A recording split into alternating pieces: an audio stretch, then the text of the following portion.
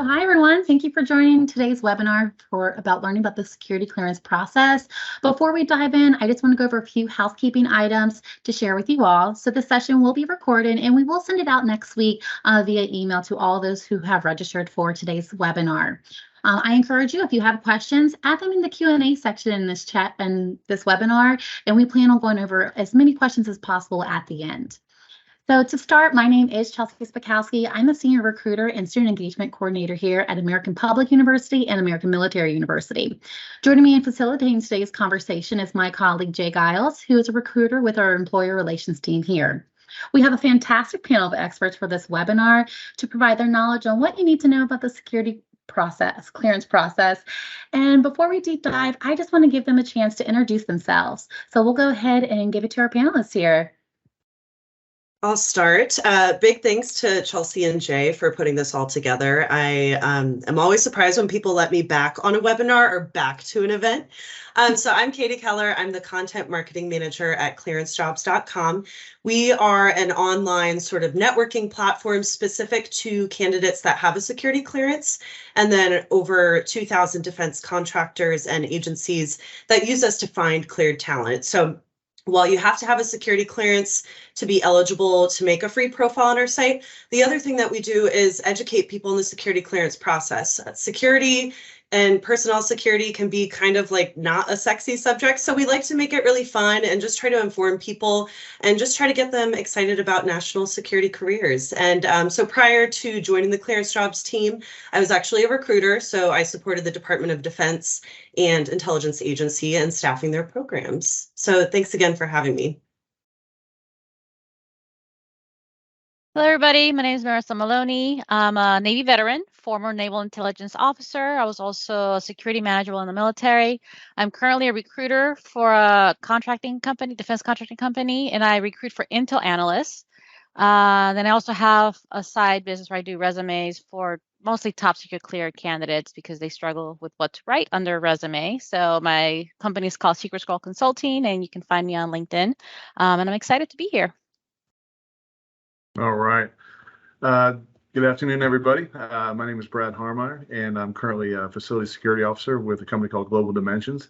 I'm a 29-year security professional. I have experience performing duties as Director of Security, a Contractor Special Security Officer, an FSO, a Contract Program Security Officer, Security Administrator, several different things. I started when I was in the Navy. I was in the Navy for 7 years, and I was an intel specialist, and I got shoved into a security office, and it turns out that I liked it, and so I decided to make a career of it. I'm a security generalist, so I have experience with personnel security, physical security, communication security, document control, access control, and then I've been in Northern Virginia since 1998. I've supported the NRO, DARPA, NSA, CIA, and I hate saying all these three-letter acronyms, because I'm sure we're being recorded. So, and obviously the DCSA. During my own career, I've had my background investigation completed 6 times, once by the Navy, 4 times by the NRO, and once by DCSA. And I've undergone 5 counterintelligence polygraphs. So, although I'm a security generalist, I do have experience submitting packages for collateral clearances, TS and below, and then for SCI and SAPs. So this is my first panel, but I'm a talker, and I look forward to working with everybody and hopefully giving you guys some answers and some insight that's going to help you out in your future career. Well, that's awesome. Well, thank you all three for those awesome introductions, and judging by everything that you've shared, you've got a wealth of knowledge and a lot of experience in the industry, and thank you very much for your willingness to share with our students today, students and alumni today. So let's go ahead and get started, and we'll just go ahead and dive in to basically, let's start with what a security clearance is for those who may not necessarily know exactly what a security clearance is and maybe why it would be required. Who wants to tackle that one? Or you can all tackle it. I was going to say, Brad, this sounds like a good one for you. But I'm shy. This So- one, this is a lot of information. It could possibly be. So this one might be right up your alley. Right. Well, and and they're all, all the security clearances are different, and they're all driven by the contract, the classified contract you're going to be supporting. And we were provided several initial questions, just kind of, and as we're going to go through them here, some of them kind of overlap. So really, by definition, security clearance is a status granted to an individual who's been vetted and authorized to access classified or sensitive information or work in secure environments. And generally, these are required by government agencies, military organizations, and then private companies, that have government contracts. So I'm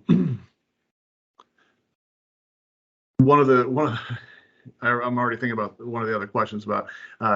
So security clearances are driven by the classified worker, or by the mission of the government agency, or the military that you're supporting. So and for some people, all that's required is a secret clearance. And when I say all that's required, I mean anybody that's given from a public trust or confidential or secret or TS or SCI or SAP.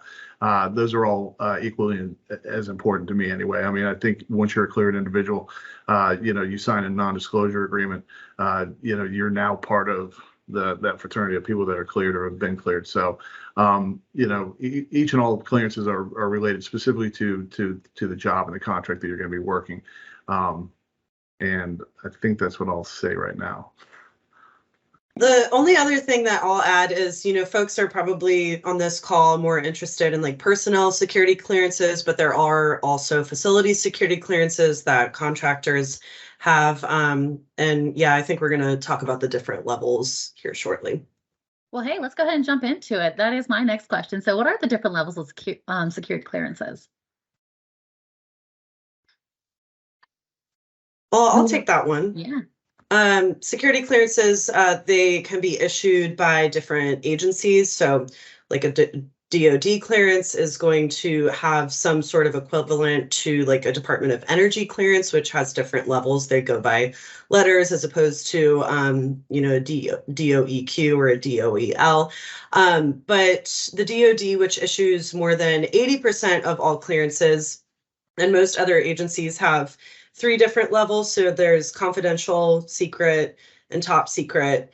The DOE, they primarily issue L and Q access authorizations, which are roughly equivalent to like a secret or a top secret. And then we also mentioned public trust. That, however, is not necessarily a security clearance, but it does require a good amount of trustworthiness. And they are guided by similar adjudicative guidelines like clearances. So I think we'll get into that a little bit later. And those, the only thing I'll mention here is for a public trust, you're going to fill out an SF-85P. And then for other sort of access, you're going to fill out an SF-86. Anything to add? And one of the things obviously everybody's concerned with is the timeline of events. And it's simple. I mean, common sense would tell you that if there's going to be a little bit more of a stringent, or there's going to be a longer process to vet somebody for, a secret clearance or a top secret clearance, or when you get into SCI. Top secret and SCI share the same background investigations. The SF-86, a single scope background investigation. And then further on, even when you have, a top secret clearance or you have a TS-SCI clearance, at some point you might get involved in a special access program, and those have their own vetting process, if you will. So it seems like, really, if you think about it, the fewer people that have it, the longer it takes to get it. And you're always getting read into separate stuff. So just because you have a TS-SCI, you get read out of that. So for me, being in the military, time I switched duty station, I would get read out of what I knew and pretend I didn't know that stuff anymore. Then Sure. Go to a new duty station and get read into a whole set of, top secret stuff. So it is need to know basis. So the SCI gives you access to different classified information, depending on what the mission is, like you already mentioned. And that's a great point, Marisol, because when you say SCI is special compartmented information. So SCI, there's different compartments. There's SI, which is special intelligence. There's TK, which is talent keyhole. There's Gamma. There's HCS. So somebody could say, I'm TSSCI, but my SCI might be different than your SCI. My SCI might just be SITK, and that's all that's required for my mission. Whereas your SCI might be SI and G, Gamma. So there's definitely, so when you say, and then, going back to the SAPs, SAPs could be anywhere between 100 people or 10,000 people. It just really depends. So, when somebody says to you, I have TSSCI and you have TSSCI, that's not the exact same equivalent. Well, and that's and where you get badges. Yes. I was going to say, in layman's terms, it's not like once you receive a TSSCI, like everyone holds the nuclear launch codes. Like everybody is going to know different information. So, I mean, it's not like all that secret. Sometimes, like they're saying, it's different information that you need to know. Exactly. So I can't be allowed in like Katie's spaces if she's only, she has like a different set of knowledge. And so that's why we all have badges, and they have different, so for depending on the organization, some are color coded. So I know for mine, they call it Skittles because I had like all the colors. I had all the axes that it's like, sometimes you're like a liability. I'm like, I don't know that I really want to know this information. But that's what you pay attention to before you let someone in the SCIF. Make sure everybody has the same authorizations to the same information, not just because they have a top secret clearance. It's clearance plus need to know to get access. And I remember, embarrassingly so, way back when I first went from secret to top secret, when I was going through intelligence specialist school, and secret was the first floor and top secret was the second floor. And when I got my badge to go up to the second floor, I took the stairs 3 at a time, and I ran out there and I threw the door open, and I thought I was going to see aliens and spaceships and, every secret under the world. And the top floor looked exactly like the bottom floor, and there was nothing different. And when I did gain access to stuff for the first time, I said, well, why is this classified? So, Great. It's a great question. Sometimes what makes something classified is the source. So I know for like human stuff, and the U.S. government works with other foreign nationals, and they're helping us with stuff. Sometimes we're protecting that source so that they don't get killed by their own country for helping the U.S. Yep. Right.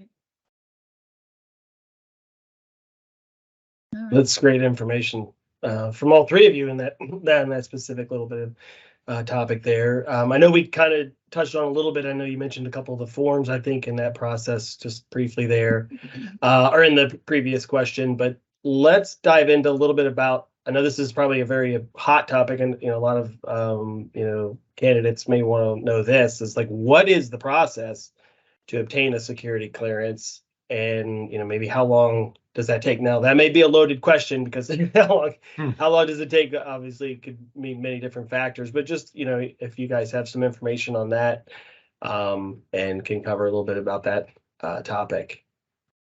I'm happy to start. I know that one of the sub questions on this one is, can I get a security clearance on my own? And no, you can't. So a defense contractor or a federal agency has to sponsor you or have sort of a contract to attach you to get the clearance process started.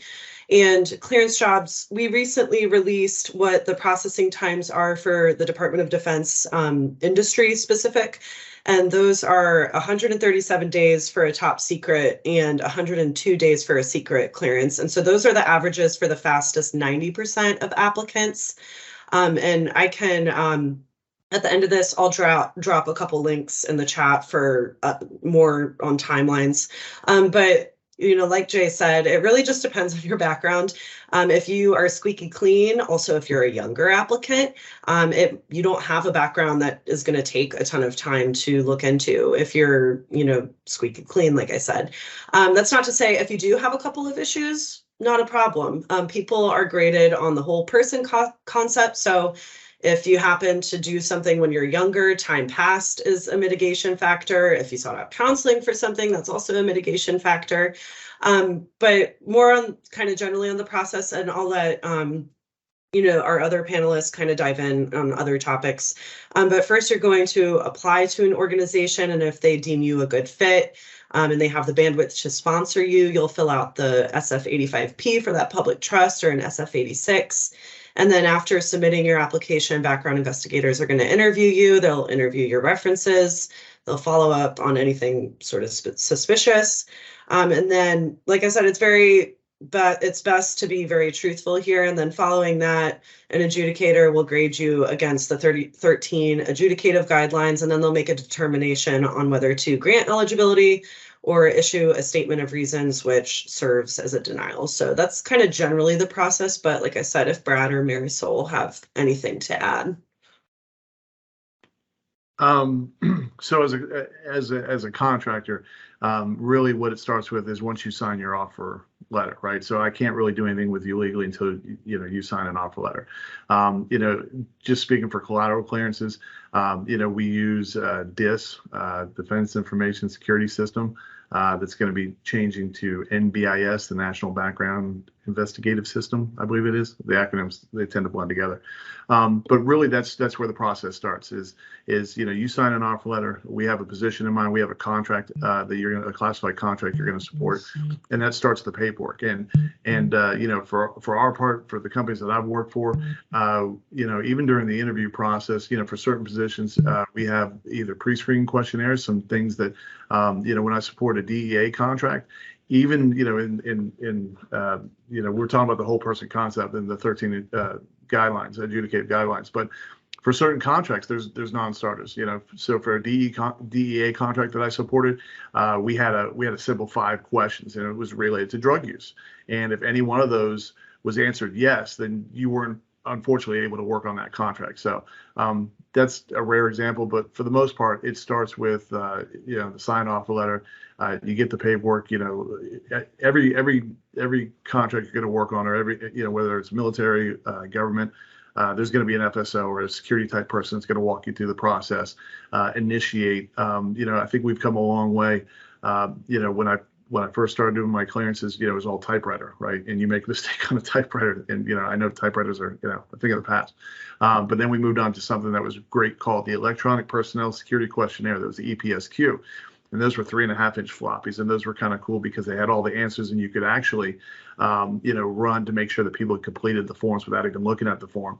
But then people figured out that all they had to do was put an answer. They didn't necessarily have to put the right answer. They just had to put an answer. So we went from EPSQs, and then, eventually we went to JPass, and then on to DIS. So the SF-86 or the EQUIP, or what the future is going to be is the EAP.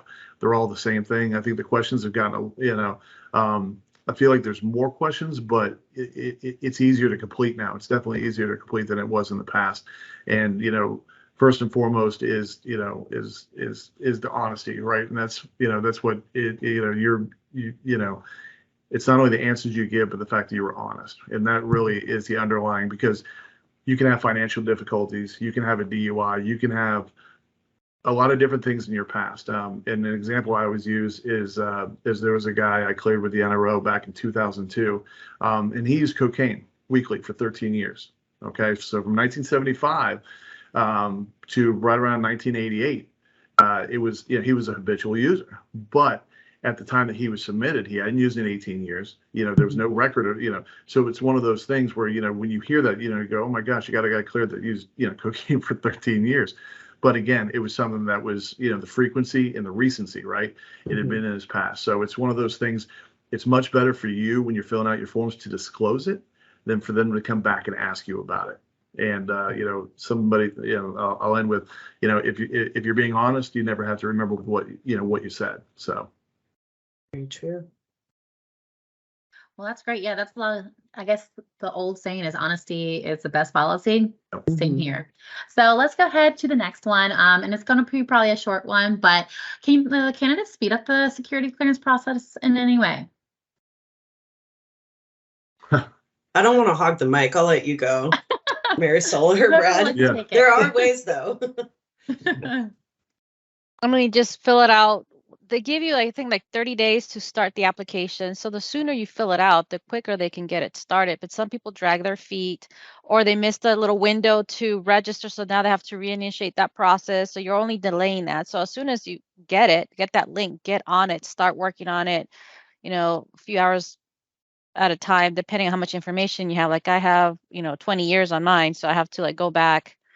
I think it's now 7 years or 10. I can't remember now for the top secret. I just filled mine out like back in November. So I can't remember the specifics, but yeah, the sooner you get started, the more you can expedite. And also if you have like a clean record. So mine, I got adjudicated within 2 weeks. And I mean, so really all it is, I tell people, to me, all right, your background investigation is a puzzle. So how many pieces is your puzzle, right? If you're young and you just graduated, college and you lived in one town at one address with your parents or in a dorm, things like that, you've had one job for the last 4 or 5 years, you're a 100-piece puzzle. You're simple, you're easy. There's maybe 1 or 2 investigators that get involved and they put together their pieces and they ship it off to an adjudicator and there you go. You get some people that, when I joined the military, I had lived in Florida, I'd lived in North Carolina, and I was living in Virginia. So what they do is they piece it out, right? So they give it to several investigators. It's not just one investigator going from place to place to place trying to figure you out. They piece it out. So it's one of those things where, and I'm sure, we can provide some links, but just a quick Google search, you can see what the EQIP questions are. So it's one of those things where if you have an interest in this and you want to pursue it, then you can literally see every question that's going to be asked of you, and you can start compiling that. And, to what Marisol spoke, get on it quick, because it's one of those things you have to understand. Well, me as an FSO, I'm here to help everybody that we're hiring, and I want them to get cleared because I'm an indirect person and I want them on contract charging and doing all that. That's their clearance. I have my clearance. Okay. And while I'm worried about you and I want to help you get your clearance, your drive and your initiative is up to you. So it's one of those things where I encourage everybody, whether it's somebody just coming to me and they've never had a clearance or somebody's had it for 20 years, build your own personal file, right? Have your own information, things like that. Because if you're in this field, and that's why I mentioned I've been investigated 6 times, I have copies of all 6 of those. Okay. So it's easy for me to fill out my next one because all I'm doing is filling in the pieces since my last one. I'm not trying to remember what apartment I shared with 2 guys in the Navy from 1995 because I have all that written down. And another important thing, when it comes to what you can do on your end is not only being honest with your forms, but filling them out in their entirety. That's really something. I have 2 friends that are federal investigators, and there's nothing worse than when they go and they have one specific target and they're looking at something. They want to go interview one person, and then it turns out, well, say you said you worked at this one place and you worked there, and they said, well, yeah, that was because he was at this other place for 2 months, then he came here, and that other place they referenced for 2 months, you never mentioned. So now that's an all stop. And then that person has to go back to whoever's running the overall is running the investigation. And now they have to assign a new investigator. And that's what kind of adds on the time. So, having all your information readily available. And then there's also places for notes. So it's one of those things when you're filling out the forms, if you're from a rural area, and there's places in the US that, surprisingly enough, if you flash your badge or an investigator calls, they don't want to talk to them, right? So if you come from places like that where you've got to know somebody that'll talk about you, you need to call your friends. You need to call those past employers and say, hey, listen, when the man with the badge calls you, talk to them, please. It's helping me. Because if you don't, you'll get an all stop there. And then that's where you go from somebody as quick as Marisol in 2 weeks to you're sitting around for 15 months, right? And an employer, when they want to get you on contract, they're only going to wait so long for you because there's 2 people right behind you with their ducks in a row that are ready to take your spot. So sorry about that. Yeah, the last time it took like a year, but I forget, that was like a few years ago when everything was slow. There was like a breach or something with OPM, so everything was taking longer. So like I think mine took like 9 months the last time I had it adjudicated. Someone was asking what info are they looking for in the application. So a lot of things, your name, make sure your name is correct, your social is correct, your date of birth is correct. If you had a name change, you need to provide, that information. When did you change your name? So for me, when I got married, I had to, let them know this, the date I got married, this is my name change. So you got to give them all of your aliases basically and all the names that you were known by. If you have family members that are not U.S. citizens, you need to report that. Like my parents, they're from El Salvador, but now they're U.S. citizens. But I still have to provide that information. Even though they're U.S. citizens now, I still have to provide all the information, like when did they become naturalized citizens, all that stuff. So you really need to get on it. And there's a section on there that you can say you don't have that information in a notes section, but it will slow down the process. So if you can get your family members ahead of time, say, hey, I need this information. And if they're like my parents and they can never find anything and it takes a few weeks to find what you need, then get on it ahead of time. And that will help speed up the process. They also want to know if you've had like any DUIs, any criminal records, any mental health issues that can be, obviously if you have like a depression or anxiety, that's different. But if you're like severely bipolar where you just cannot function and they may deem you untrustworthy with that kind of information, that may affect how they process your clearance too. But those are some of the questions that they want to know. Also, where you've lived, people that have known you in those locations, places that you worked, former supervisors, basically people that they can go and interview and get like a character statement about you. And And you Marisol, can if I find can the piggyback. entire. Oh, Sorry, I was going to say you can find the entire form on Google. It's not Yep. like closed information. You can read through the entire form. So when you list, when you list your employers, it's important to note too. I work for a company, Mantech, right? So I worked for Mantech for 17 years. Well, Mantech's 7,500 employees. So our personnel records were in Herndon, but I worked in Arlington or I worked in Stafford, Virginia. So it's important. On the eQuip you list actually, the company address, right? Their home office, the headquarters, and then you list where you worked, your place of work. When you list your supervisor, there's also a place for notes, right? So if you got a supervisor and then you have like 2 or 3 coworkers that you spend the majority of your time for those 3 years with them, list those people in the notes, because what that does is that helps the investigator. That's just an automatic lead, right? You don't want the investigator to go in and they start with the supervisor that may or may not have been there. Okay, so they may have already moved on, and so now they have to go in and they have to find their own leads. They have to find people that knew you and that type of thing. So what you try to do is you just try to give them all the breadcrumbs to make it easier for them to find the people that can speak to your character and in your reliability, your trustworthiness, things like that.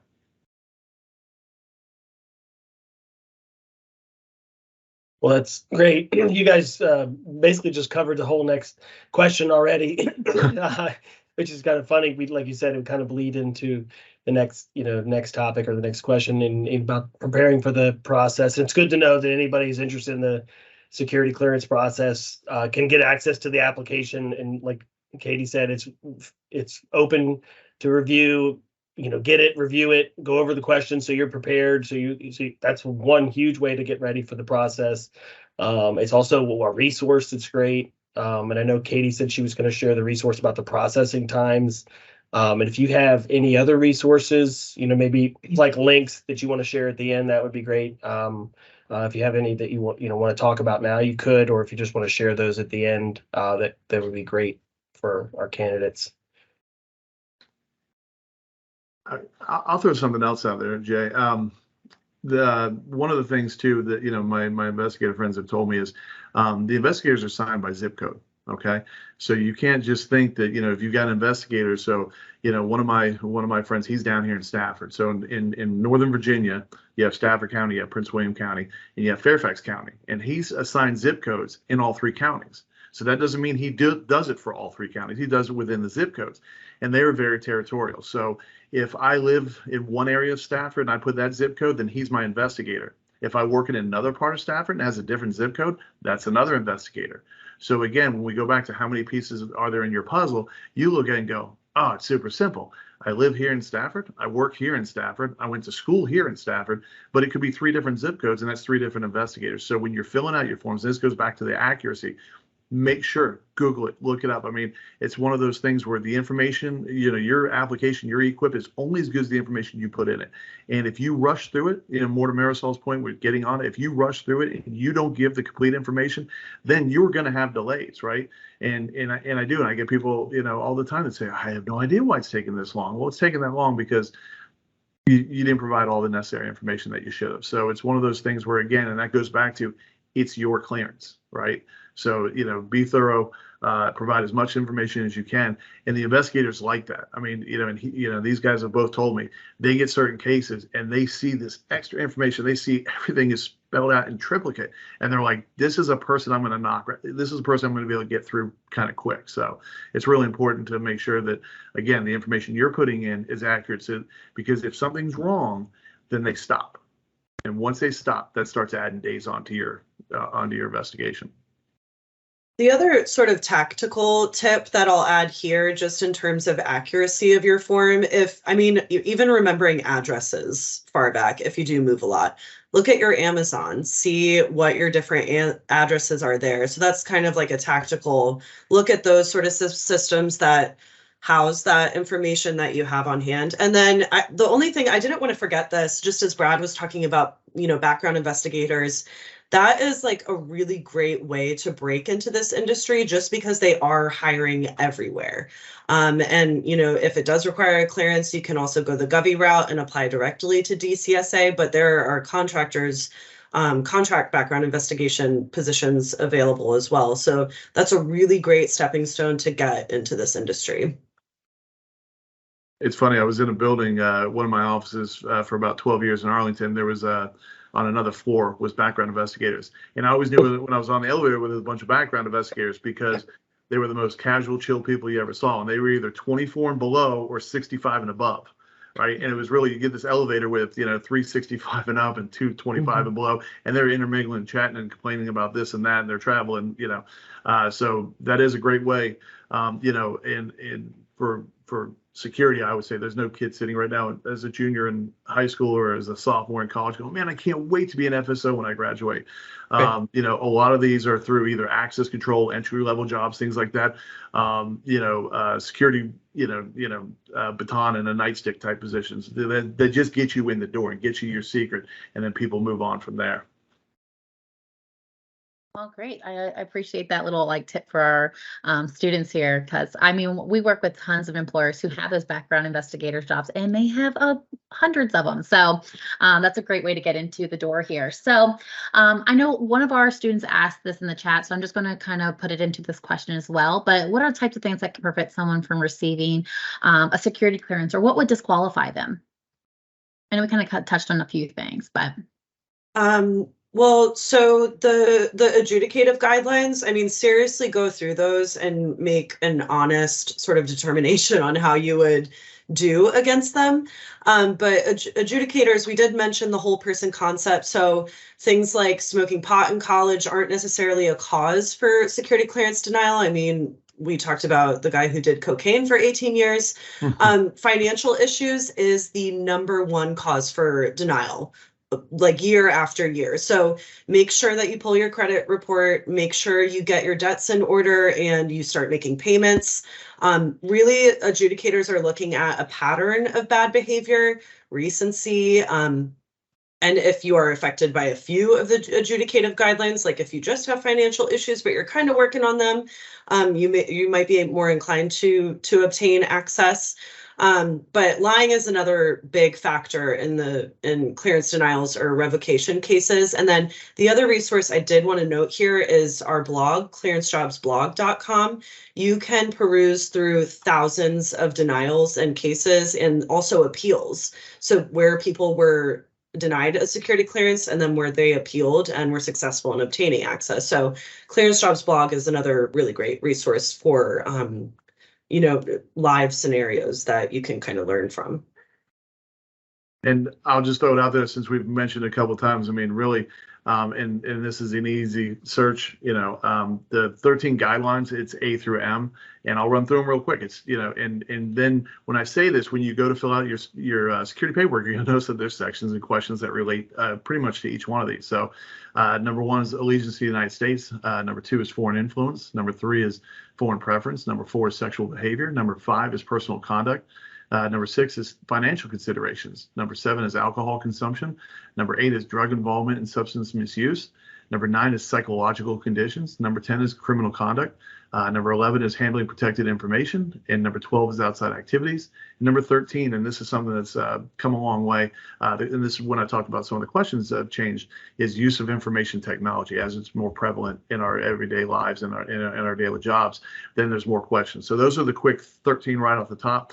And then obviously each one, and again, if you go through an equip, you can see as each one relates. So, it's great advice to go through and be honest with yourself and look at that and say, you know what, and again, frequency and recency. This is stuff you did in the past and something, we got a lady cleared, she was in an uncleared position down in South Carolina supporting a customer.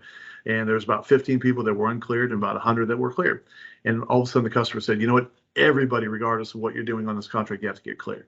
And she'd been with our company for about 5 years, and she was a great worker.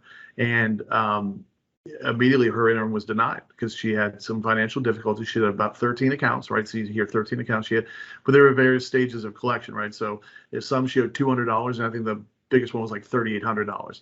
So immediately, as her FSO, sometimes I feel like the public defender. I reached out to the customer and I said, listen, we've identified this. This is all it is, right? This is the one problem she had. She's trying to work on it, but so we submitted what we call a letter of compelling need, and we got her interim secret for 6 months. And for those 6 months, I worked with HR, and we got her free financial counseling. And 6 months later, her 13 was down to about 6, right? She had knocked off 7 of them right off the top, and she was progressing towards it. And she got her full secret clearance. And as far, I think I touched base with her about a year ago, and she's still in South Carolina supporting that customer, doing a great job for that customer.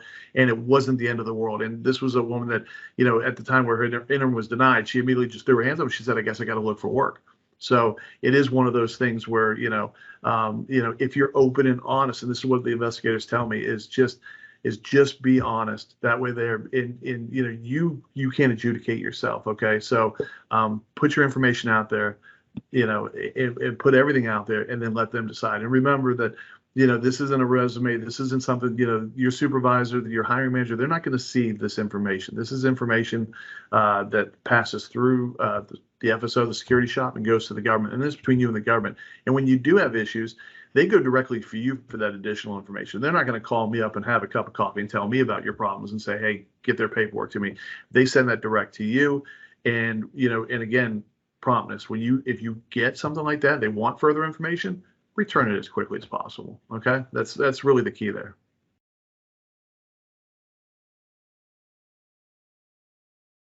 Well, thank you all for that information. That was I think Chelsea said it was going to be a short question. Yeah, short question. There was a lot of information covered there, so that was great. And I know previously Marisol mentioned, listing, like if you've had previous names or aliases, making sure that you list all of those, on your application. That could obviously be a common error that could slow down the processing time.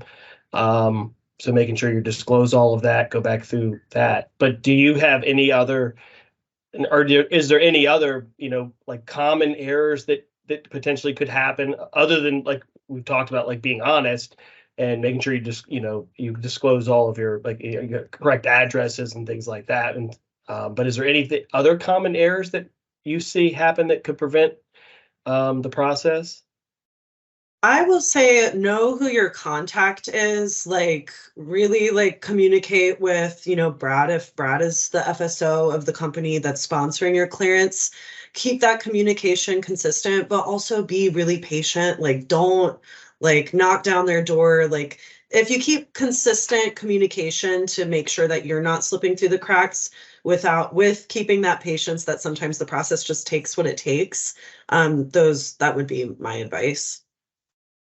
And Katie, that's great advice, because as somebody that, listen, and again, it's one of those things where if I'm your Sherpa and I'm trying to get you up the clearance mountain, okay, I'm going to do all that I can to do it for you, especially when you go beyond, if you've got a secret clearance or a top secret clearance. When you go beyond, you get into special compartment access or special compartment information access, SAP program, things like that. As you get further into it, it's one of those things where, unfortunately, I as an FSO, I can see so much, right? So I can see when we submitted things, I can see when things are being investigated, I can see when things are being adjudicated. I can even call sometimes, but there is no magic wand. There is no, I don't have any silver bullets for you. It's one of those things where we do the best that we can. When I have employees or candidates fill out forms, if they have questions, come to me and ask me. I mean, there's a certain oath and obligation that I have to protect your information, and if I can help, or your FSO can help you, with any of those questions, it's better to do that than just submit something what you think you should submit. It's better to get that out in front and talk to a security officer and just say, hey, listen, they're asking me this is what I've got. What do you think I should write here? And they're going to give you advice. They're not going to tell you verbatim what to put, but they're going to give you advice and just say, hey, based on my knowledge, this is what I would submit on this. So, really, yeah, that's the key thing is having that open communication with the security officer, and also when they reach out to you, getting back to them too. Because again, if I need something from a candidate, I'm gonna call them, leave them a voicemail, and send them an email. And then I'm going to forget about you for a day or two. And, it's again up to you. It really is. It's really important to make sure that, you're pushing and you're doing all the right things for your clearance. Great. All right. Well, we have our final question. I'm going to kind of wrap this also into a student asked question as well. But how long does the security clearance remain in effect, and when can it be terminated?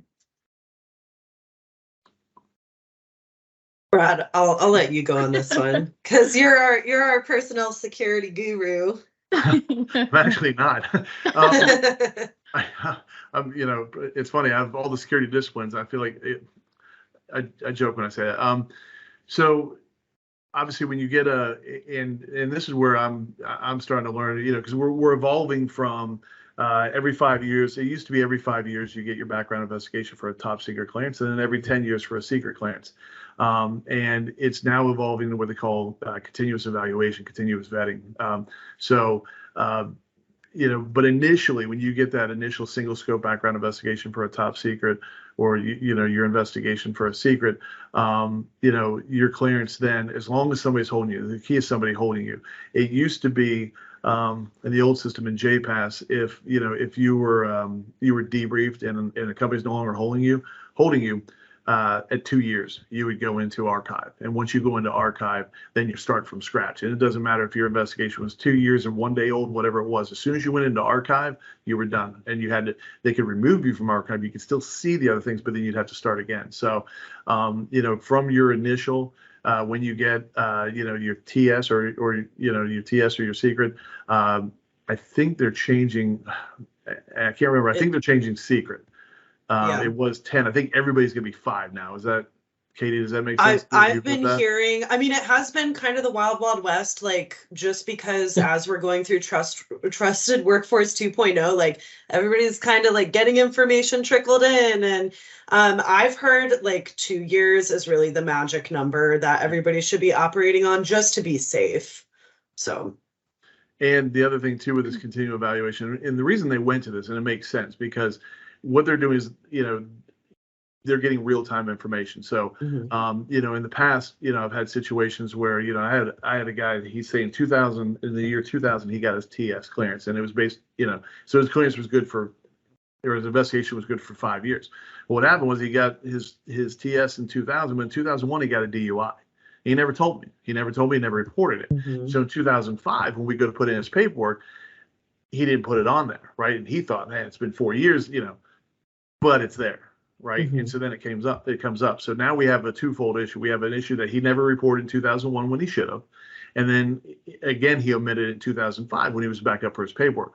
So now with the continuous evaluation, the continuous vetting, now that pops up, right? So that would pop up, that would hit, and then it would automatically, as these, the next that National Background Investigative Service database, once that comes, that's going to be getting a lot of information from the national agency checks, the local agency checks, and things like that. So you're not going to have that type of situation, which is better, because obviously, people, if things happen or their situation changes, we don't want people that are open or vulnerable to blackmail, things like that. And that's how foreign agents get after people with clearances, is they know that, hey, you're in debt. They figure that out before somebody else does. And they try to offer you solutions, things like that. And that, once you have that clearance, then you're in this world, right? And you're in this, and you are a trusted person with access to the classified information. And, at some point, depending on what you're supporting, you can be targeted by foreign agents, and, whether you're abroad or whether you're sitting in Texas or you're supporting, the Navy in Norfolk, wherever you are, you can be targeted. So, and it's not just, the spy movies. It's not somebody just bumping into you in the coffee shop and, doing that type of thing. I mean, it's phishing, email scams, things like that. So it's one of those things where, ever vigilant, once you go through that process. I mean, so going back to it, it's typically good, once you're debriefed, it's still 2 years. So it's one of those things where I'm not saying you can't take a sabbatical and go do something else, that doesn't require the clearance, but just be cognizant of the fact that once nobody's holding you, and if somebody, so say you stop working for 6 months, right? So we have reporting requirements. So if I leave the U.S., I have to report that. If I have an SCI clearance, I've got to report to the SCI people. I have to report to the collateral people. Those are the top secret people. So, if you decide to, not do any cleared work for 6 months and you want to backpack through Europe, things like that, you better keep track of where you're going, when you're going, how you're getting there, all those things, because when you come back into it, the first thing you have to do is you have to report all of that. So that's really important. You can't just think, the Rachel Ross thing, we were on a break. No, once you have your clearance, right, even if you're not currently actively with a company, right, as soon as you come back into the fold, you've got to say, I went here, I did this, I made this foreign contact, I got, part of the reporting requirements is financial. Anything you receive 10,000 and above, you have to report to your security officer. So these are all important things to consider when you leave a company or you get debriefed and you decide to do some non-cleared work for a while. The two year clock kind of starts once you leave. Well, and I was going to mention, I mean, along with like speeding up the security clearance application process, like noting that foreign travel, it also helps you to maintain eligibility. Self-reporting these things is really important, especially under this continuous evaluation model, where if you don't self-report, then you're a liar. So like, you definitely have to continue that through the application process and through maintaining eligibility. I feel like under this question, it may make sense to add that, after that 2-year mark, if your security clearance expires, you have to start the entire process from scratch, and finding a company to sponsor right now really proves to be difficult. There are companies that are willing to sponsor, and then, the federal government obviously has a little more bandwidth than like a small contractor to leave a billet vacant. But make sure you keep those timelines in mind. And I also do have a couple of resources on how to convince a company to sponsor you, like real tactical steps to do that. So I'll be sure to include that here as well. And Katie, those are great points because, again, speaking to companies and overhead, right? So if some contracts are good because it's they've got some unclassed work. So while you're waiting to get cleared, you can do unclassed work. Yeah. And one thing that they changed, and I can't remember exactly when they changed it was back in the early 2000s. I worked for a company, to be honest, we were known as a clearinghouse. I didn't find this out until eventually it dawned on me and another security officer. We looked and we had a lot of people that we were hiring from Virginia Tech and from University of Virginia. And so we would go out there in December of their senior years and we'd have job fairs and they'd sign offer letters and we'd start their paperwork. And then when they graduated in June, they'd have their secret clearance and they'd come on board. And then they would get their top secret clearance right around September, October. And then by Christmas, they were leaving us. They've gone. And we had no idea. And then I had this suspicion, and I had a guy that I'd worked with that was leaving. And I jokingly said to him, I said, man, what is it with you UVA guys? You come in here and you get cleared and blah, blah, blah. He said, you guys are a clearinghouse, man. He said, you guys come in, you get us cleared. It was just like eye-opening. And so what the government changed was now, if I put you in for a clearance, so now I can't do this. So if I put you in a clearance in December, if your secret comes in February, you have to start within a certain time frame, right? I can't just, so what that does is it keeps because the bigger companies with the overhead, they could build benches. right? So they could put in, right. they've got all these big contracts that have 1,000 positions, and those thousands, they're constantly turning over. So they have the ability to do the bigger bench. What's not fair to the smaller companies that don't have that overhead capacity to let you sit on the side for 2 months doing unclassed work, or so. All right. Well, Sorry. I was going to say, that's why if you do find a company that's willing to sponsor you, please be mindful about those timelines. Like, they took the time to invest, and like, obviously if it's a really shitty company and like you find a better opportunity, like, do you, but also just be mindful that they did take the time to invest. And since our candidate pool with clearances that are willing to work on these classified programs doesn't seem to be as big, it's, in their favor. It's not in the recruiter's favor right now. Sorry, Marisol, I know how hard it is, but just be mindful of that. Like, a company is willing to take the time and invest in you. So just, be nice and, put forth the time since you did get that clearance. As an FSO for a smaller company, I really endorse that. Yeah. Well, I mean, I only supported small and mid-sized contractors. So like, I get it. I never supported the large, household names that you're competing with. So I totally get it. And I've been on both ends of the spectrum. I worked with Mantech, I worked with SAIC, and those are 2 large companies. Yeah. And again, but you're right. I mean, Mantech, I think I had 140 indirect security officers. So we've got all over, but with a small company like Global Dimensions, 200 employee type company, it is very important to us because we put a lot of effort to get people into a billet. And then once you get there, the thought is hopefully you'll be there for a little bit. So yeah. Well, we do have a few questions here that have came through, and to our attendees today, if we don't get them through them all, we will send them over to our panelists to answer for you, and then we'll get it back out to you because we know how important these questions are to you guys. I dropped my link in there too, in case we wanted to connect on LinkedIn. Thank you, Marisol. Yeah, absolutely.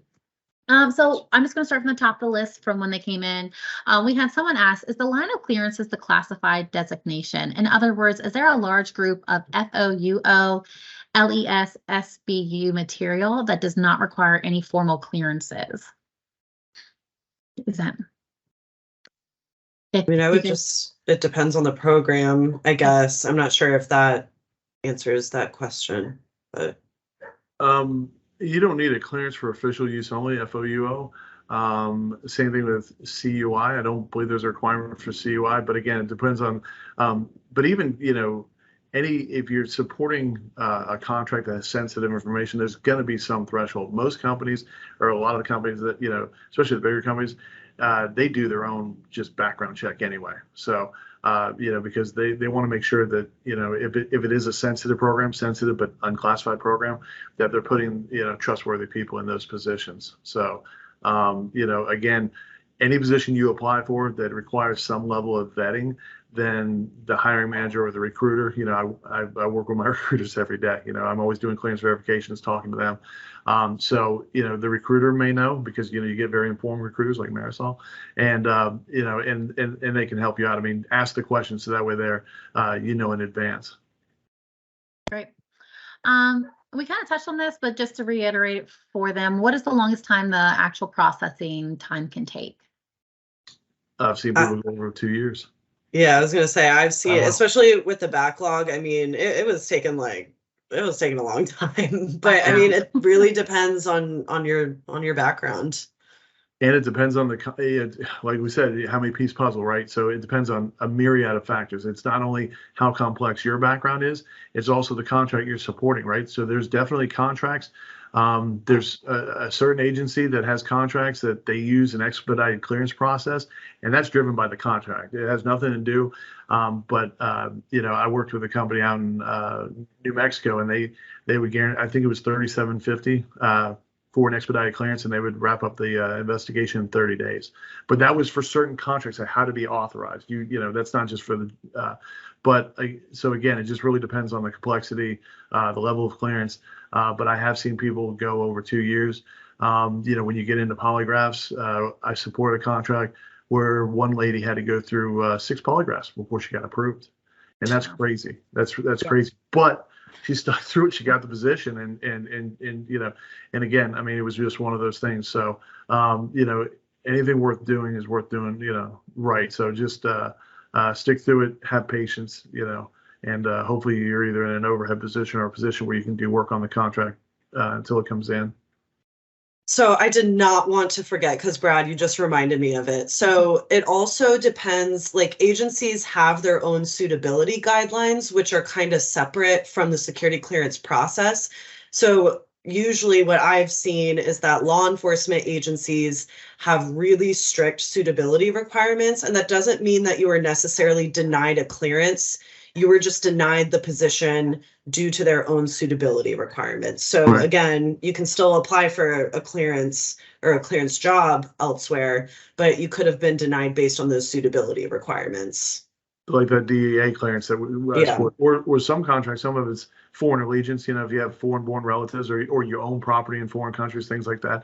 There's just certain contracts that's the specific guideline for that contract. And it's nothing personal, it's just that's what it is. So that's kind of goes into it. Are the polygraph questions standard for each clearance level, or do they differ based on the agency sponsoring the clearance process? So there's two types of polygraphs. There's a counterintelligence polygraph, and there's a full scope or a lifestyle polygraph, and those are usually determined by the agencies. Counterintelligence polygraphs tend to be so the rule about polygraphs is you don't really go in too much detail about them because they want you to learn them. But counterintelligence tend to focus on counterintelligence types of questions. It's a little bit smaller and narrower in scope. And then the full scope is something, there's a handful of 3-letter agencies that use that. But again, polygraphs are driven 110% by the government, right? It's their choice. You know, when I got my first one in the Navy, I got a note one day. It said, hey, you're being submitted for this CI polygraph. And I went and I did it. And then, you know, the next one I did was 4 years later. The next one I did was 2 years later. It was always at the discretion of the customer. So, you know, but the two levels, and they're not specifically tied. You can take a counterintelligence polygraph with a secret clearance. They're not, you know, it's tied to the agency or the government entity that sponsors the clearance. And again, for any of those positions, you will sign a consent to polygraph. So if you go to apply for that position, there will be a consent. You will know ahead of time. It's not going to be, you never sign a consent, and then all of a sudden they come to you and say, hey, you got to take a polygraph. You sign a consent saying, if I'm working on this contract, I may have to take this polygraph. And Katie, thanks for dropping that resource link in there too for everybody. That's super helpful. All right, I'm going to do one more before we wrap up here. And we kind of touched on this earlier too, but if you previously held a security clearance while serving in the military, but it has since expired, is it a simpler process to reinstate compared to obtaining a clearance for the first time? I said it depends on, like, you know, if you've been robbing banks since it expired. I mean, have you been good or bad? Right, and there, you know, the common misconception too is, you know, transferring status, right? There's no transfer, so you can't just say, oh, I was cleared secret in the Army, and 2 weeks later I'm going to be cleared secret with this civilian.